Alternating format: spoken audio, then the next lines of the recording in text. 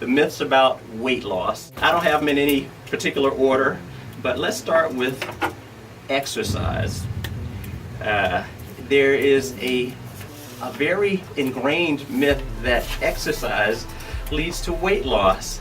And I know I'm going to get a lot of hate when I say this, but it's scientifically demonstrated again and again that exercise, and particularly exercise alone, does not lead to weight loss. It's tough when you're dealing with human beings because for every rule, everything you say, there's like 100 exceptions. Yes. You know? Yes.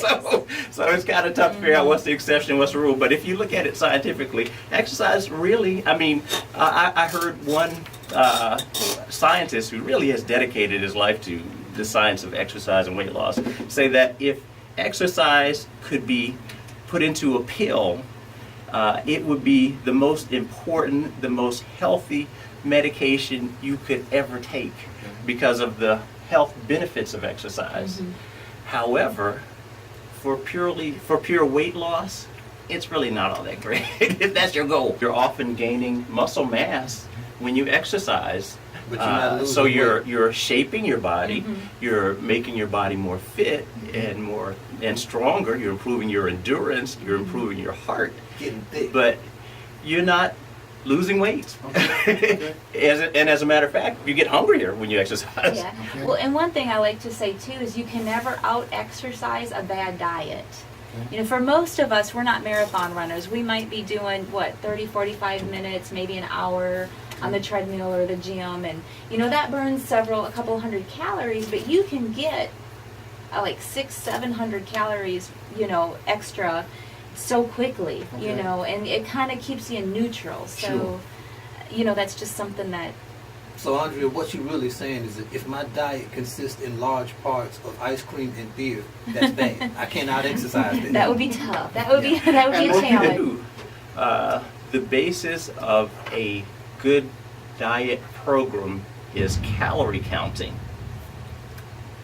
And if your audience was with us during that first part of the program where we did the demonstration, it's pretty obvious now that calorie counting is really not going to help you very much. It's just going to confuse you because really your body doesn't work the way a bomb calorimeter works. There's no explosion or there's no fire inside of your body that's burning your food. It's just a series of chemical reactions. A lot of the food is part of the food is not even digested, so some of it passes through your body undigested. For instance, the fiber or the cellulose in some of the foods that you eat is counted as calories, but it never actually even gets into your body. And there's no one that really believes that the amount of calories in a teaspoon of sugar is equal to the amount of calories in an avocado. They're totally different. They're managed. They're metabolized by the body very differently. They have very different effects on the body. So counting calories is going to mislead you. It's going to confuse you unless you really know a lot more about the food that you're eating. Well, and what's really amazing to me is the difference that the different ways your body reacts to apple versus apple juice. We often think, well, I'm in a rush, I don't have time for an apple, let me drink some apple juice. Right.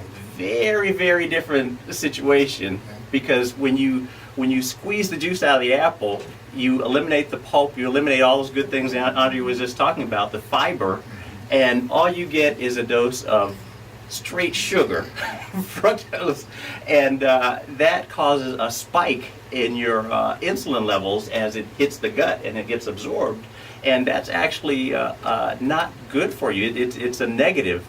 Maybe you can at least define what the glycemic index is, because I really believe that as we learn more about diet, glycemic index of foods is going to replace calories as one of the more important ways to measure really what good the food is. Okay. What is a glycemic index? Sure. The glycemic index is basically a listing of all the foods and how quickly they raise your blood sugar.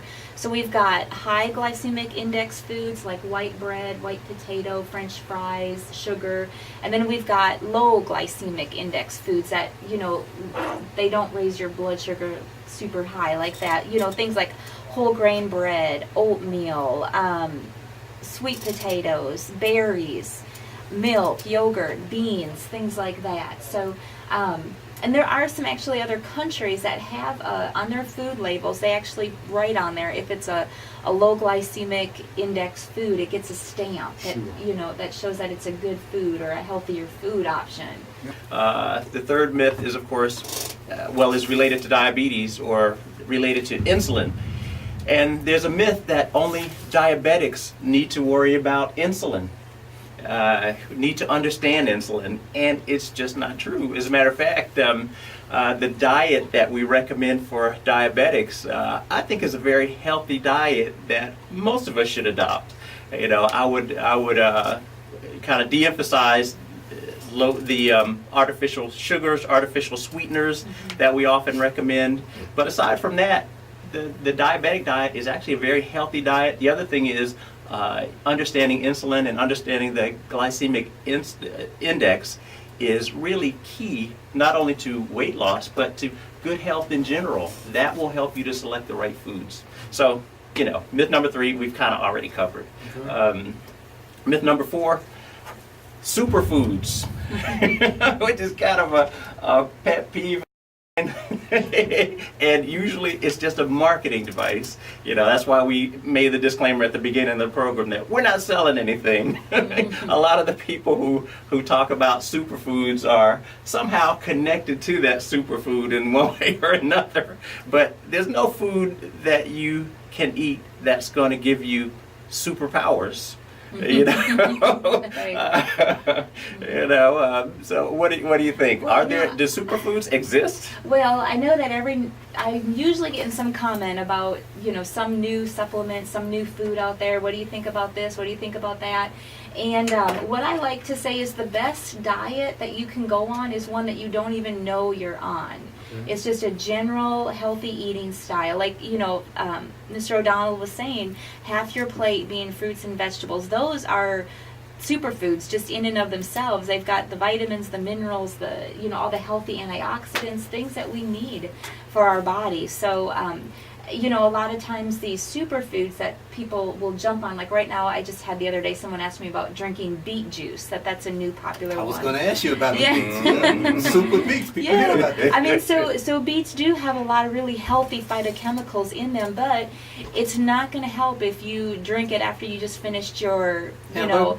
double, triple cheeseburger with French fries and your Coke. So, it's kind of just a general overall healthy diet. So Sure, there's a psychological effect as well that's really harmful, because a person will think that I'm eating this superfood, so I can be a little less careful with the other foods that I'm eating, or I don't really have to hit the gym this evening because I'm drinking vinegar, or apple cider vinegar. So who needs the gym? I got this superfood. I'm covered. And it's just not true. So just eliminate that from your vocabulary. If you try to stay healthy, trying to lose weight, whatever it is, superfood, no. Oh, and speaking of a superfood, myth number 5, eggs. So eggs have kind of bad rap. They've got a bad rap. I mean, there's a lot of hate out there that's really undeserved. I mean, I'm for bringing eggs back. As a matter of fact, I don't even know if we can call it a myth anymore that eggs are bad for you. Back in the 70s, we were so worried about cholesterol and people were eliminating eggs from their diet. However, we have found that eggs are really not that bad for you at all. Maybe you can tell us a little bit No, about. yeah, that's true. I don't even think the American Heart Association recommends to, limit your eggs anymore. And it did come up because of the cholesterol in the Sure. egg yolk. Yeah. But now we know that 90% of the actual nutrition is, and there's vitamins A, D, E, K.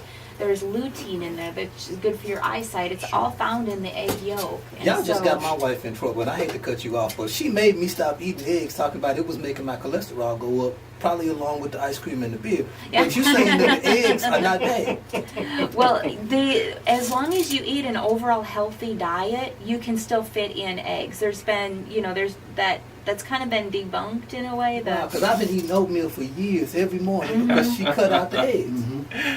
I guess we're all learning a little something today. Yeah, well, a lot of people will go to restaurants and what have you, and they're going to order just the egg whites. Because, Yeah. again, as you indicated a few minutes ago, the popular myth is that the yolk was pretty bad for you, right? Again, that's why we're talking about myths. Right. Difference between some beliefs and actually what's Yeah, fact. and your body actually makes cholesterol. It makes 1,000 to 2,000 milligrams a day That's of great. your body makes itself. And, an egg's got 186 milligrams, just Okay. a very, very tiny. Okay.